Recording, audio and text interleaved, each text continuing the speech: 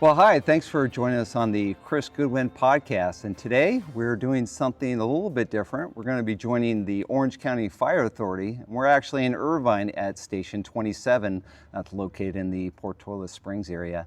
And today we have a special guest. His name is Captain Sean Doran, and he is a fire captain here in the county of Orange. And for all of you listening in, whether you're out of state or even in California, I hope you enjoy this episode, and we're going to jump right into it. So first of all, Captain, thanks for joining us. I appreciate it. Good morning, Chris. Thank you for having me. Absolutely. Couple of things. Maybe you can just give us a quick background of where you grew up and maybe what inspired you to become a firefighter. Absolutely. I grew up in the LA County, Ventura County border of the San Fernando Valley near Agora Hills. And went to high school up there and ultimately to college at UC Santa Barbara, got a degree in communication. And after that, I actually worked as a writer and travel guide editor for international travel guides. Fast forward a little bit, started a valet parking company and ran that for about 10 years. And that segued actually into the fire service because one of our managers at the time left us to join the fire service. And so as that person was going through the process, I asked a lot of questions and kind of figure out what it was all about, and he was really encouraging. So I just started putting my feet in the water and taking a class here or there, and that's kind of how I kicked off. Was actually a former career, somebody I work with. Wow, that's interesting beginning. Now, how did you choose Orange County Fire Authority over other agencies? I got lucky. This really is just an amazing agency to work for. And I moved down to Orange County when I met my wife, and she lived down here as well. And a family friend of hers worked for Orange County Fire and heard I was interested in joining the fire service and invited me along for a ride along. At that time, I'll never forget the words, we haven't hired in years. We are just not hiring. You're not going to get a job here. But let's check out the fire service here. So I did some ride-alongs, and just happened to be about a month later, he called and said, "You're never going to believe it, we're hiring again." So in the middle of all that, I was testing for other agencies and all over the counties, and just to get my foot in somewhere. And I was able to start testing at Orange County Fire Authority again. So it just happened to all be fortunate timing and a connection through my wife that happened to be a long family friend who still works here. So it's been a great connection. Oh, that's cool. What other departments were you looking at? Because I know you mentioned a few there, but which one specifically? Well, gosh, I did LA County, LAFD, Torrance, Santa Monica, Pasadena, Glendale, Burbank, you name it. Back then there'd be thousands of people lining up overnight to turn in paper applications. So I remember specifically outside one night in a rainy night waiting to get that first one of 500 applications and getting back in the car with a word processor and filling that application as quickly as possible to submit it. So it was a battle, and you had to go wherever you could to make sure you had at least a place in line to have a chance to put that application in. Interesting. Well, a lot of people have watched the previous episodes. They know I was a CHP officer for 26 years, and I got hired by CHP in 1995. And during the hiring process with CHP, I actually tested with the Orange County Fire Authority. Oh, wow. And I passed the CHP, but I didn't pass OCFA. But I know what you're talking about because those lines were long. And when we tested for OCFA, I remember that room being filled with so many people when we were taking that written test, and I couldn't believe it. I was like, wow, there's some people here really are interested in fire, right? So yes, there was a high demand. And back then too, it was a really popular thing where a lot of people were going towards police and fire. And I still think they are, but yeah, I know exactly what you're talking about. So, because I experienced it myself. What year was that you attended the academy? I attended our academy in 2005, but before that, I actually started attending reserve firefighters trainings at my local fire station to try and get a foothold in and start learning as much as I could without being in the fire service, because that was my one chance to be around firefighters and learn it. I was coming from a non-fire world. And then to follow that, I applied for positions I could at the OCFA that weren't firefighter. So I actually took a position in fire prevention for 1 year from 2004 to 2005, just get to know the agency that much better and be, that much more entrenched. So when I showed up for interview time, that I would be well-rounded. And speaking of the academy, can you tell us where it's located for OCFA? How long is it? And maybe give us an idea what the academy is like. Yeah, our fire academy is in-house at our headquarters on Jamboree Road in Irvine. It's up to, probably about 20 weeks right now. And I'm not, sometimes they include an EMS section depending on what the academy is. We have hired lateral firefighter paramedics, entry level, you name it. But it's a rigorous, supremely demanding, especially in the physical realm. I advise people now, if they're coming to our academy and they think they are at their premier level of fitness, to plan on upgrading another 10 or 15%, because nothing can match what happens in the fire service training academy, because you're just not subjected to that extreme heat and the turnouts that don't allow your body to evaporate the cool. So it's extremely difficult and more challenging physically than people really understand. So one great thing they've actually done here is they now start incorporating pre-academy training sessions, so people can come out and get a sense of what they're going to be ready for once the academy starts. And that's actually been a game changer to make people more successful in our academy, so they can recognize the challenge they need to rise to. I'm glad that OCFA did that. That's actually a great tool. And CHP went to that recently as well, where they're starting to do like pre-academies where they actually help people with the physical fitness, kind of give them an idea what it's going to be like before you actually make it to the academy. Because I talked about that in previous episodes, that you don't show up to get in shape at the CHP Academy. You've got to be in shape before you get there. And same thing whether you're being a firefighter or police, sheriff, or CHP, you've got to be in shape before you get to any academy, because it's intense. And the instructors are going to make sure that they work you out, because they know what the job's like, right? And they know it's going to be especially demanding when you're probably going on a fire, right, with those turnouts and with that extreme heat. Absolutely. So, okay, well, I wanted to ask you, so when you came out of the academy, what was your first station you got assigned to? Fire Station 48 in Seal Beach, one of our busiest stations in the department. And it couldn't have been a better match for somebody who didn't have the fire background. I wasn't coming over from another agency. I'd only been a reserve for a very short time. So to be thrown into the busiest situation I could was a blessing. And this near Leisure World, North Orange County. So medical aids, fires running with Long Beach and Westminster, and the whole area is just a nice hotbed. It was fantastic.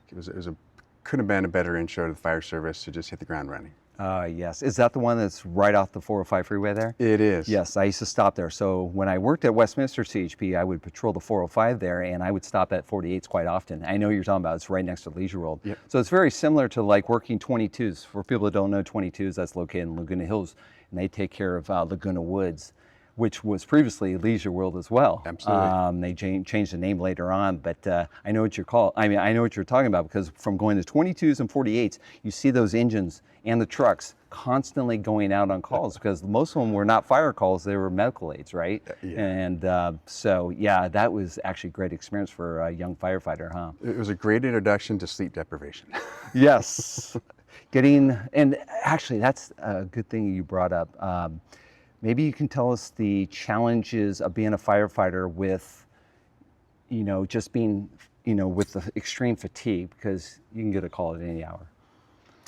It's challenging. And whether you're young, middle of career, towards the end of your career, we're all getting it. The fire stations are all busy. We're in high density populations now. The residential density has increased dramatically. And your energy, when you wake up, that adrenaline that hits you, and that hits you right away, and you have to get through that call, and you come back to wear that adrenaline off, get back into a sleep cycle before the next call happens is near impossible sometimes, especially as you're newer, you're processing every call, you're second guessing yourself, trying to get a learning point out of it. So even probably more so in the beginning, because you're really thinking about those calls so much. Fast forward though, every new position you get into as well, you're learning a new spot, so those wake-ups mean even more every time, because now you're adjusting to your new role in addition to applying it to once you wake up and get to that call. It's hard. We're recognizing as a whole in society that sleep, regular sleep cycles is so important for prevention of cardiac issues, cancer. It touches all parts of us.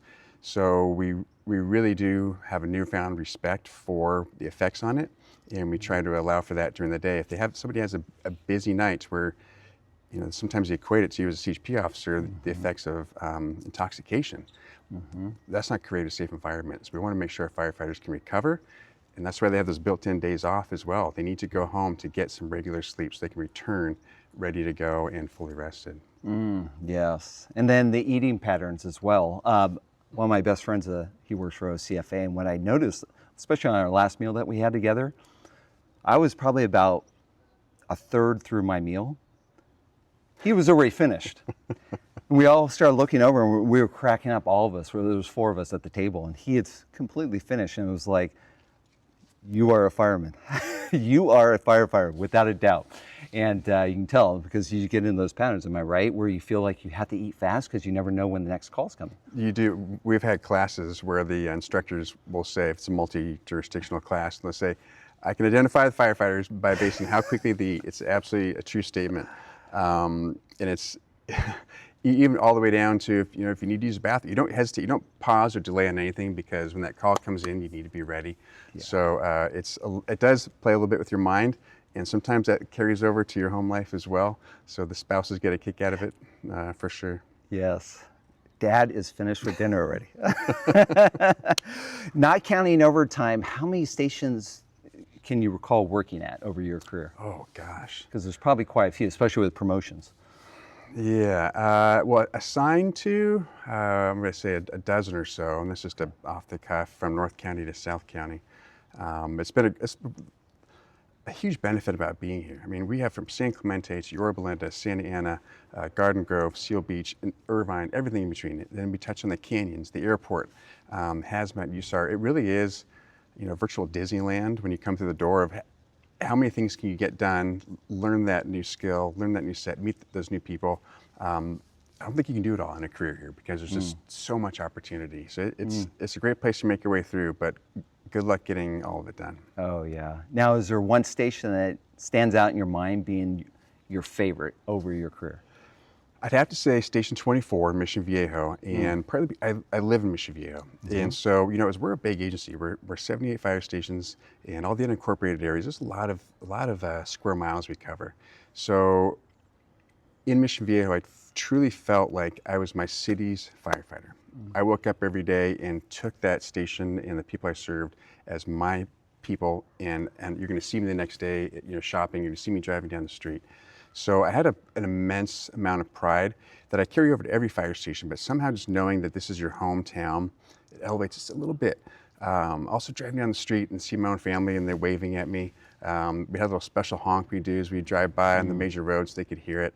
And we just made the most of being a city firefighter serving Mission Viejo. Our entire crew, it was great. We really made an effort to go out, meet the city council, meet as many people as we could, welcome them to the station, just make it as much of a community experience as we can.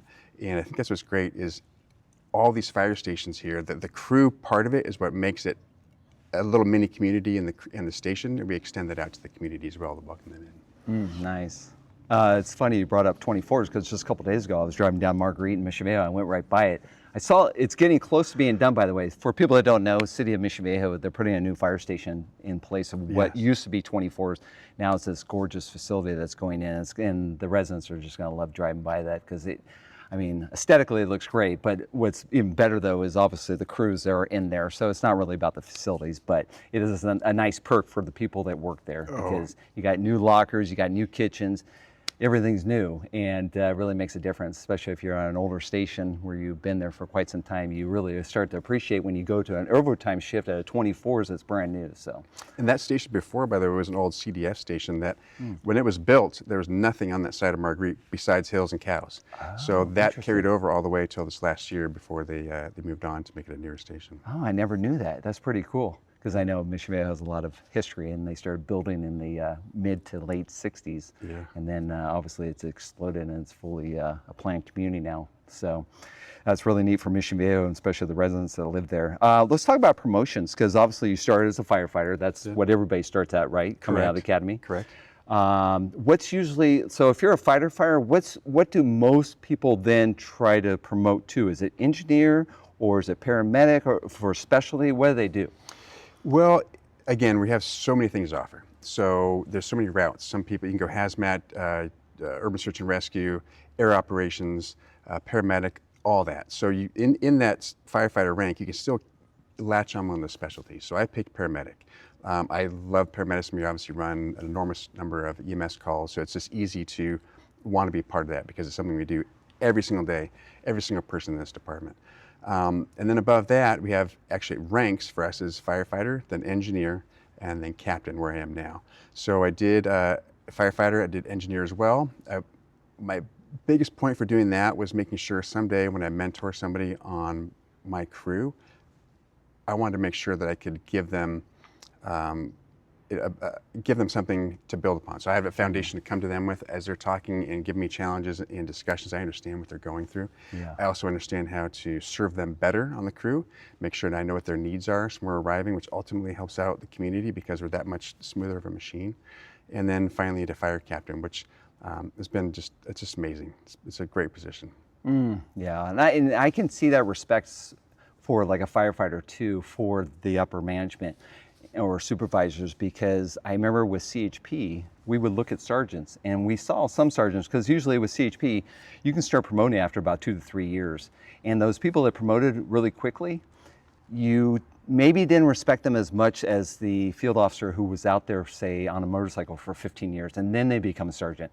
Well, you knew the guy that was pounding the pavement on patrol like you for a long time, they really understood the job. Where if you had somebody that only did for 2 to 3 years, they had some experience, but it wasn't the same. So I see what you're saying though. If you get to experience every seat on that engine, and then now you can share with that new person, hey, I've done your job, so I'm telling you, when I say this, it's for a reason. It's not just because I'm trying to, be the boss here. So, and also I can be at their service too. They have needs for me that I can anticipate, and they don't have to explain it to me. I understand why they need to know where that hydrant is, or what type of hydrant system it is, or where the fire is, so they can start visualizing it. So really, it's just a benefit to them, which ultimately comes right back to the crew and the community when we arrive on scene and we're ready to go.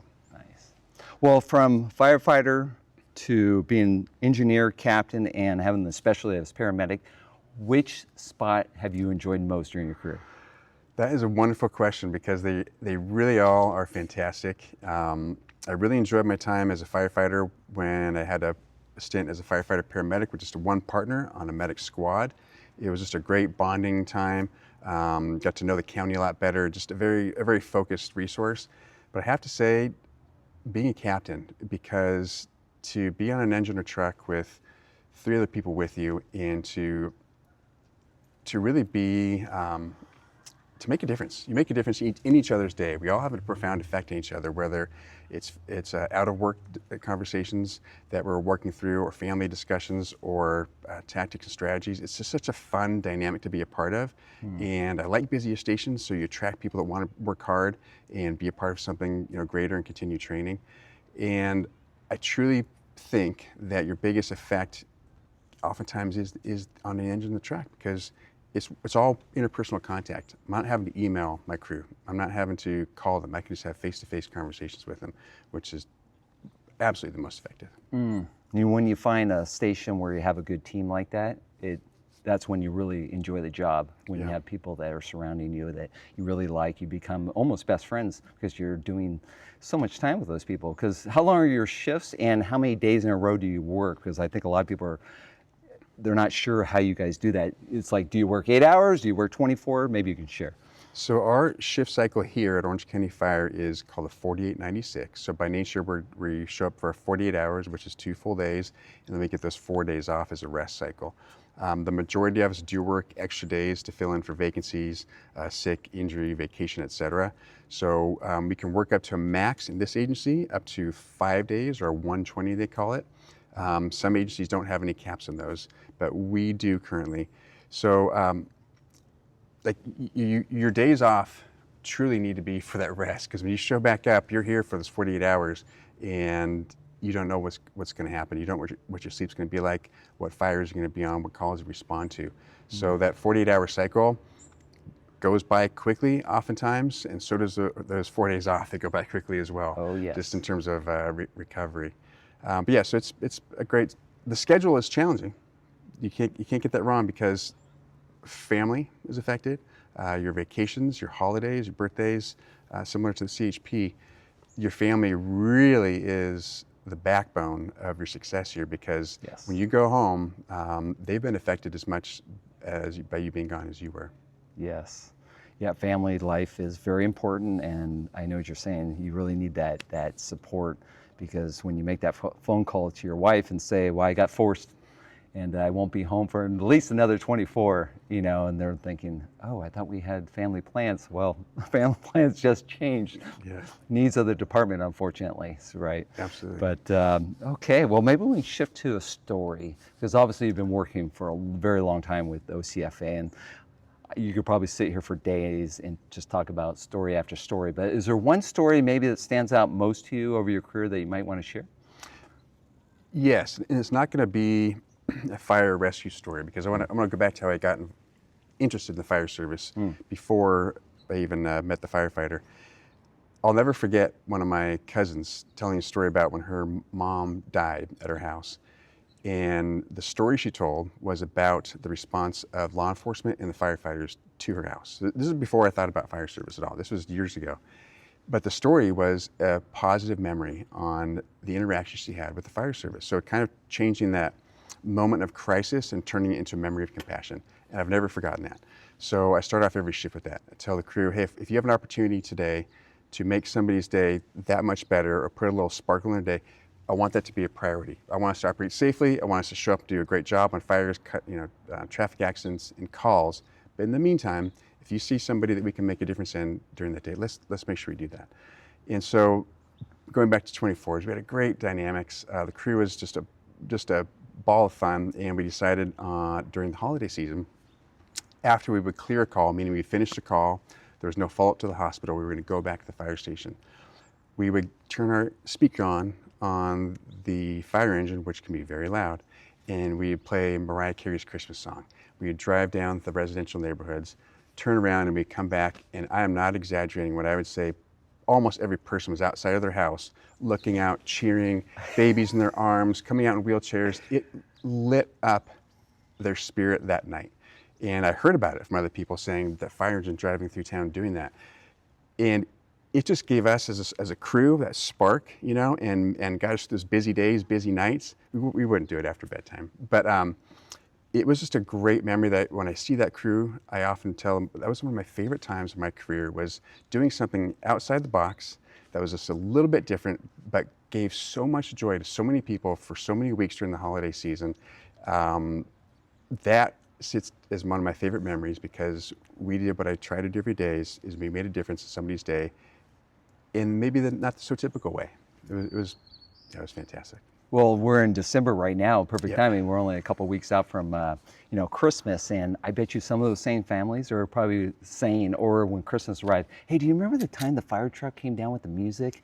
And the kids, they probably don't know who Mariah Carey is, right? But that's more our era. But yeah, they're probably still talking about that. And I think back about my career too, is that we do the same thing every day. Yes, the calls are different, right? And because we do a lot of the same stuff, I think we lose track of what impact we really have on society and people, right?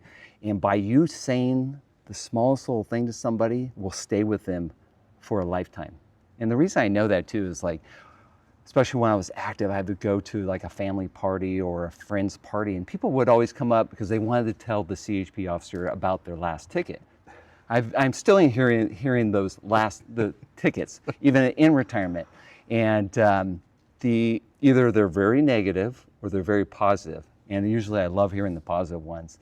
And what I realize is that the few minutes I spend on a traffic stop, if I speak to somebody in the right way, they will always think of that agency as being wonderful, whether that agency really is great or not. But because of that one interaction with that one firefighter, that one officer, it goes a long way. And people need to remind themselves of that too. You know, it doesn't matter what industry they're in. You know, if you treat people right, they're always going to always have a good memory of you, and that's what we want. So, Well, I tell that story. I tell the crew the law enforcement uniform and the fire uniform, they're kind of superhero uniforms in the sense of while you're on duty wearing this, you can go up to somebody and really make magic happen. yes. You take that uniform off the next day, and I might be some weird guy coming to talk to you. Yes. So, you know, whether it's a kid in the Trader Joe's who's crying in mom's arm, if we can go up and distract the kiddo enough to stop crying and make that mom's shopping trip a little bit easier. If I did that without my uniform, Oh, it might look yes. at me kind of funny.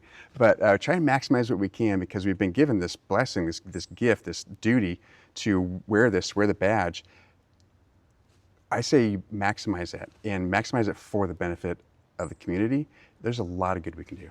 Oh yeah, you know, it's really cool. I saw, well, over my 25 years in Orange County working alongside your department, watching the firefighters pull out the red fire hats, the plastic ones, and the sticker badges, right? Yeah. And CHP, we had the sticker badges too. And watching you give those out to the kids, and kids, they light up when you give them those helmets. They think that's the greatest thing. They're cheap plastic helmets, right? But they think that's just wonderful. So that's a really good tool for you know, the public affairs unit, for any department to use to really reach out to the community with the community fairs, and so it's kind of cool. Well, awesome. I wanted to ask you, because obviously you've been with this department for a very long time. From when you first started to now, is there anything that you saw change dramatically? And maybe it's, you know, software programs or the way, you know, they keep track of things nowadays with the computers. So maybe something you can highlight that's different from when you started to now. Endless change, first of all. Like you said, in the tech front, it's the tools we're getting, whether it's EMS world or firefighting world now, are just amazing. But two things come to mind. One is diet. I remember when I first started, if I didn't make some type of lasagna or pasta dish, you'd almost get a heckling for it because it wasn't that substantial, you know, gut bomb. Now we're transitioning towards recognizing, you know, health matters for longevity in this career. We have Yes. to fight cancer. We have to fight heart disease that is inherently involved in this job. So our eating habits have improved tremendously. And on that same vein, our cancer prevention. It was common practice to come back from a call in your turnout pants and take them off at the side of your bed so you can get back in them during the night for a call. And those turnouts are soaked with fumes and off-gassing of the stuff that we battle every day. So we're basically welcoming cancer into our living quarters. And you will not see that anymore. That has 100% changed because we recognize we can do a lot better job of keeping ourselves healthy, being there for our families and the community. And that's translated into even our apparatus where we store our gear now. We actually have compartments specialized just for that to minimize our exposure. So those two things, it's been a great change because they're both for us, both keeping us healthy, both keeping us working, you know, a lot longer, there for our families, there for the community, and hopefully ultimately see, you know, longevity after retirement, because it wasn't uncommon when I started to hear that the average firefighter would die within, I think it was 5.5 years after retiring. And that's not what we're here for. We need to do Right. better, and we are doing better. Well, I remember even going, well, almost my entire career, because I had friends as firemen, and I remember him saying, take advantage of the fire departments. When you are working, stop there, maybe eat your lunch there because it's a safe location. You don't have to worry about somebody coming up on you, especially being a police officer or a peace officer, right? So I took advantage of a lot of the fire stations. So I made a lot of trips to various fire stations in LA County and in Orange County. And what I found was when I walk into the bay areas of the garage, I would see that your exhaust was never hooked up to a hose.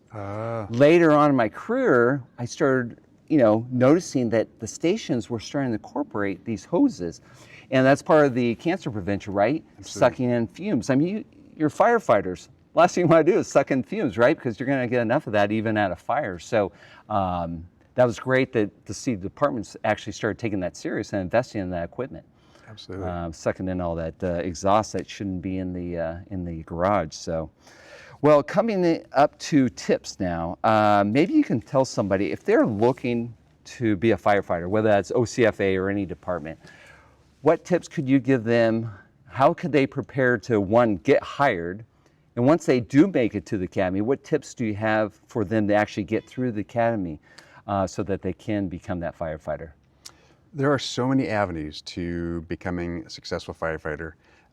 We're not telling anybody they have to get a 4-year degree, they have to have a job in the trades. Those are all great options. And maybe for one person it's better than the other. But we're looking at the whole package. So we want somebody to come in that is well-rounded, ideally has had some type of job experience, some type of self-sufficiency, and which along comes with that some level of maturity in their decision making. Because we want somebody to come in here that we're walking into people's homes at their worst hour. Yes. We're accessing their wallets and purses to find identification. We are buttoning up houses to make sure they're secure. We have to maintain that flawless level of trust for the reputation of our profession. So we're looking at the whole person first and foremost. Definitely encourage people if they can to go get a 4-year degree or get a job in the trade, something where you start to understand machinery and how things work and how things don't work together. Getting ready for the fire academy is a whole another realm. For us, you technically only have to be 18 to have his driver's license and an EMT card. Wow. So that's the basics. That's just meaning you qualify to apply for the position. But when we're on the other side of that interview table, we are looking for the whole package. So go take those fire technology classes. If you can, get an AA in fire technology. Attend a fire academy that's outside of the fire service, maybe one through one of the local community colleges. Get some time on an ambulance, actually putting together the skills you learn to get your EMT card. So it's not just a card, but it's backed by experience. Some fire departments have ambulance operators. You can get a position there. Or for me, it was fire prevention. I always recommend look at the whole and not just that one sliver of firefighting, because every fire agency, just like every law enforcement agency, is so much more than that one forward-facing piece. Yes. So if you can get to know the agency, the community you're going to serve, the needs of the community, first, when you come in to do the interview, we're going to recognize you've done your homework and you understand, you're not just memorizing. So we want you to come in and understand what the position is about and ultimately who we're serving, which is the public. So if we keep that, whatever your preparation is, always think, how is this going to benefit me serving the public? You're going to go far. If you're coming to us thinking, how is this going to benefit me? You're not going to go very far. Interesting. Well, you had brought up, a degree. I know with CHP, if you had your AA degree, you got a certain level of bump in pay. Same thing if you then went back and got your BA degree, they bumped you up in pay even further. And for me, I did that. Actually, when I got hired by CHP, I was in college. I was at Cal State Fullerton, and I stopped going when I got hired, and then I went back and finished up because I knew that CHP was going to pay me more if I finished the degree. So for me, that was a financial incentive. Absolutely. Maybe you can tell us, does OCFA pay their firefighters more if they have a college degree? We do. We actually have education incentives for a certain number of credits, and then for a bachelor's, and then if you're in the chief rank, all the way up to a master's degree. So 100% definitely either secure that before you start or get after it as soon as you can when you're on the fire service, because that will absolutely come back to benefit you, not just now, but in your retirement as well. And the reason we value that so much is because it's teaching you to be a critical thinker. It's teaching you to look at things differently, appreciate diversity, appreciate different viewpoints, understanding data. So it's not just a matter of here's money for getting your BA.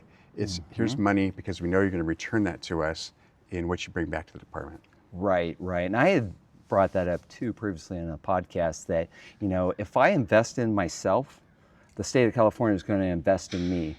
And that's with the educational incentive. And you're right, you really got to look at it as, how is the department going to benefit from this degree? And, how am I going to benefit? It's a two-way street. And I think it's a win-win for everybody. And the taxpayers, it's well money spent because you're going to get a better product, making better decisions. Because when you're dealing with people that their lives are on the line, and you can make a good supervision call for your firefighter or whoever's below you on, doing a thing that can be more efficient, then I think that can benefit everybody. So it's money well spent, without a doubt. So, well, fantastic. I think we hit a lot of good tips for people that are considering, maybe being a firefighter someday. Maybe this isn't the avenue for them, but they're at least doing the research, and that's the most important thing.